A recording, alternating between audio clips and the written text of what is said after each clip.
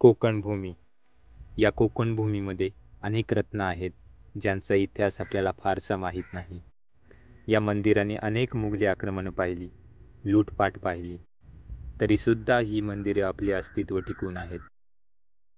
उत्तर काशीप्रमाणेच कोकणाला दक्षिण काशी बनवण्याचा खूप मोठा प्रयत्न झाला. त्यासाठी 350 मंदिरे बांधण्याचा पण होता. आज या मंदिरांना तुमच्या मदतीची गरज आहे.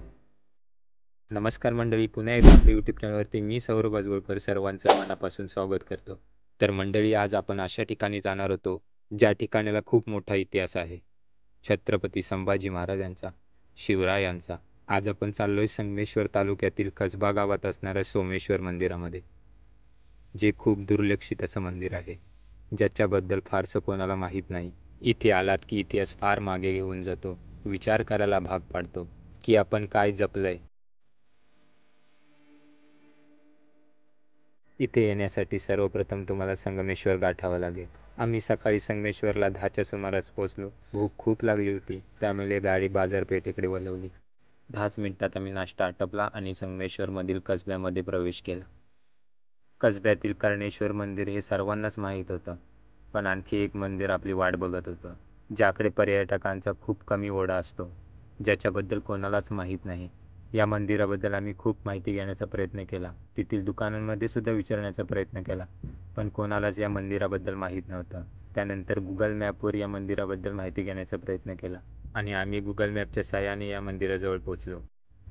कर्णेश्वर मंदिराच्या अगदी हाकेच्या अंतरावर असणारं हे मंदिर फारसं कोणाला माहीत नव्हतं. ना कोणी पर्यटक या मंदिराला भेट देत होतं. गाडी पार्क केली आणि रस्त्याच्या बाजूला असणाऱ्या मंदिराकडे निघालो.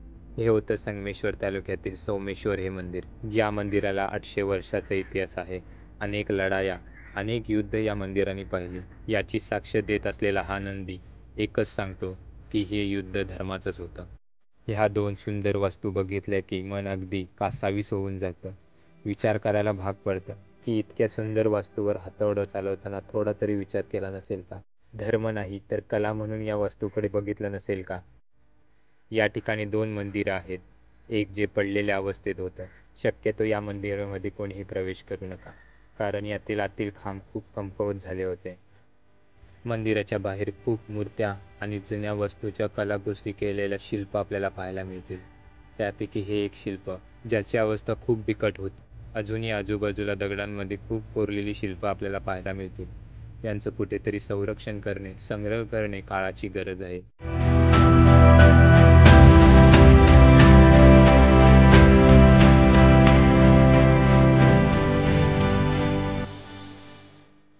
पहिली वास्तू संपूर्ण बघितल्यानंतर मी मुख्य मंदिराकडे निघालो. उत्तर काशीप्रमाणेच दक्षिण काशी बनवण्याचा खूप मोठा प्रयत्न आपल्या कोकणामध्ये झाला होता. त्यासाठी या प्रांतात 350 मंदिरं बांधण्याचा पण होता. काही मंदिरं बांधून सुद्धा झाली होती, पण मुघली आक्रमणामुळे या मंदिरांचं खूप मोठं नुकसान झालं. इथल्या परिसरात अशी मंदिरं खूप आपल्याला पाहायला मिळतील, पडीक अवस्थेत, जंगलांमध्ये. त्यापैकी हे सोमेश्वर मंदिर.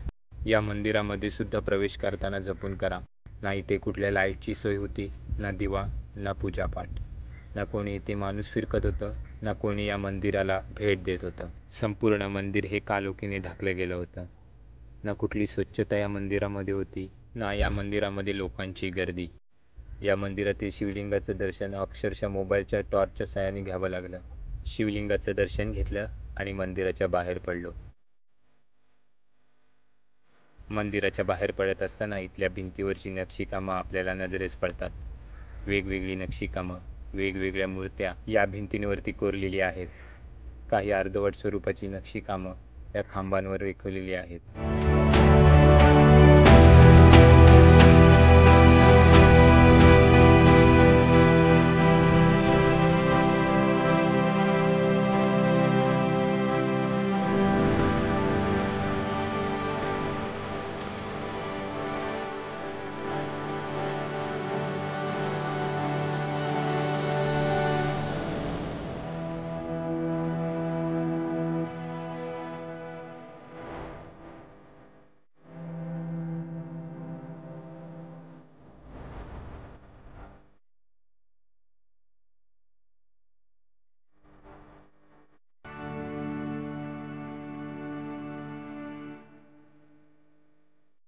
आतून संपूर्ण मंदिर बघितलं आणि बाहेरच्या दिशेला निघालो.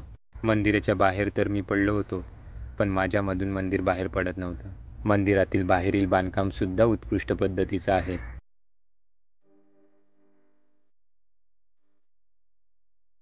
प्रदक्षिणा घालण्यासाठी मी सुरुवात केली असता समोरच एक आपल्याला शिवलिंग दिसतं, जे वेगळ्या स्वरूपाचं आपल्याला बनलेलं पाहायला मिळतं. संपूर्ण मंदिराला तुम्ही प्रदक्षिणा घालू शकता. या झाडांमध्ये देव आहे, इथल्या नदीमध्ये देव आहे, इथल्या जंगलांमध्ये देव आहे, इथल्या कोकणामध्ये देव आहे आणि इथल्या मंदिरांमध्ये सुद्धा देव आहे. त्याला बघण्यासाठी फक्त नजरेची आवश्यकता आहे. खरं तर आपली मंदिरं म्हणजे नुसती मूर्तीपूजा नाही, तर त्या पलीकडे जाऊन गावचा निसर्ग, समाज, संस्कृती, परंपरा, आपल्या जीवनशैलीला एकत्रपणे बांधण्याचं हे केंद्र आहे. पण आपण यांचं आता काय करत चाललो आहोत? आत्ताच या आमच्या मंदिराच्या जीर्णोद्धाराच्या नावाखाली फंडिंग घेऊन या मंदिरातल्या देवांना कुठेतरी आपण या पैशाच्या रूपात मोजायला लागलेलो आहोत. थोडा विचार करूया आणि या मंदिरांना जपण्यासाठी, ही मंदिरे टिकवण्यासाठी आपण सर्वांनी एकत्र येऊया. जर व्हिडिओ आवडला असेल, ही मंदिरं आवडली असतील, तर चॅनलला नक्की सबस्क्राईब करा, शेअर करा, कमेंट करा आणि लाईकसुद्धा करा. भेटूया अशाच एका नवीन मंदिरामध्ये. तोपर्यंत जय शंकर महाराज, हर हर महादेव.